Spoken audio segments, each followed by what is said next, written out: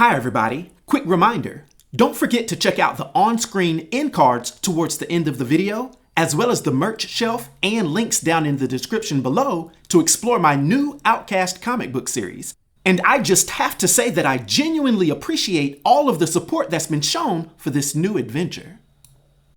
Now I hope you're having a great day, and let's explore the Doorman. Now, he made his very first appearance in West Coast Avengers Volume 2, issue number 46, that was released in July of 1989. His real name is DeMarr Davis, and he's a mutant that stands 5 feet 10 inches tall and weighs 180 pounds, having brown eyes and black hair. Although we rarely see his true human form, especially now that he's been cosmically empowered as the Angel of Death. Nevertheless, DeMarr is a foundational member of Marvel's premier Midwestern superhero team, known as the Great Lakes Avengers. Doorman is initially presented as a character with a seemingly niche and situational power, and his journey seems to be one of comic tragedy, profound sacrifice, and cosmic evolution. Over time, we see him transform from a cynical, somewhat reluctant hero into a vital cosmic entity, serving as the universe's quote-unquote Angel of Death, while remaining loyal to his oft-ridiculed team. Now, we see that DeMarr Davis was a mutant who, after completing 4 years of college and 3 years of graduate school, found himself at a crossroads. Following the passing of his mother, he sought a new purpose and answered a newspaper advertisement placed by Mr. Immortal. This ad was looking for quote-unquote costumed adventurers to form a new superhero team, and DeMarr would answer the call, becoming a founding member of the team that would eventually be known as the Great Lakes Avengers, alongside Mr. Immortal, Flatman, Big Bertha, and Dina Sor. In his early days with the team, DeMarr was often portrayed as the group's cynic, frequently pointing out their minor league status compared to the real Avengers.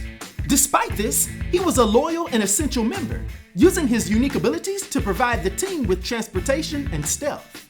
His innate powers are derived from his mutant nature, which grants him a unique connection to the Darkforce Dimension. His initial mutant powers include him being a living portal. Doorman's primary ability is to transform his body into a living, two-dimensional portal. And by pressing himself against a solid object, like a wall or door, he creates a passage through the Darkforce Dimension, allowing himself and others to pass through the object and emerge in the adjacent room or on the other side. He also initially had intangibility as an extension of his powers. This allows him to float weightlessly and lets attacks and projectiles pass harmlessly through his body. This ability, however, can have tragic unintended consequences. In one notable incident, a villain threw a sigh at him, which passed through his intangible form and took out his temporary teammate, Grasshopper, who was standing directly behind him, an event for which DeMarr felt immense guilt and never quite got over. But Doorman's most significant character arc occurs in the GLA 2005 miniseries.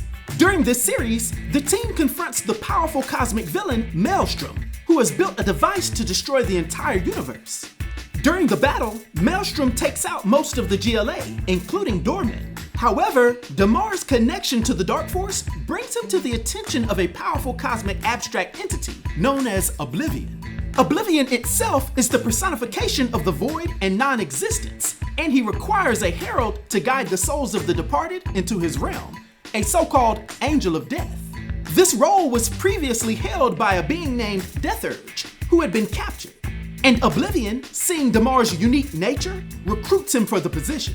So upon DeMarr's resurrection, he's appointed as Oblivion's new Angel of Death, granting him a vastly expanded set of powers.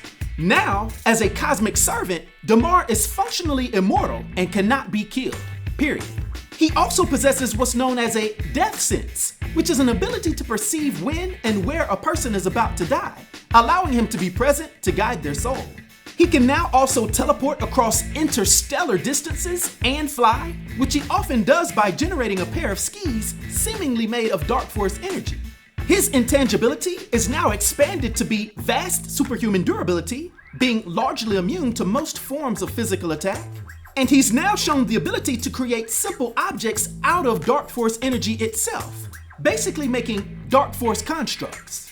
So Doorman is now a man with a new purpose, This new cosmic role fundamentally changes DeMarr's life and outlook. He uses his new powers to fulfill his cosmic duty, guiding various normal individuals, including Maelstrom himself, to Oblivion after the villain is tricked into taking himself out by Mr. Immortal. And despite his many adventures, and now his universe-spanning responsibilities, Doorman remains a loyal, active member of the Great Lakes Avengers. His new status also has had an unexpected effect on his personal life. In particular, he once visited his father, who had always been ashamed of DeMarr's quote-unquote stupid powers and his choice to be a C-list hero. But when DeMarr finally revealed the truth, that he had passed away and been resurrected as the universe's Angel of Death, his father was overwhelmed with pride, finally giving DeMarr the approval he had always sought. Now, for his powers and abilities and his influence on the Marvel Universe, for my 1 to 10 rating, I'll give Doorman a rating of 6, which is an expert rating. I hope everyone enjoyed this video. I'll talk to you next time. Be sure to hype and subscribe to the new Sage.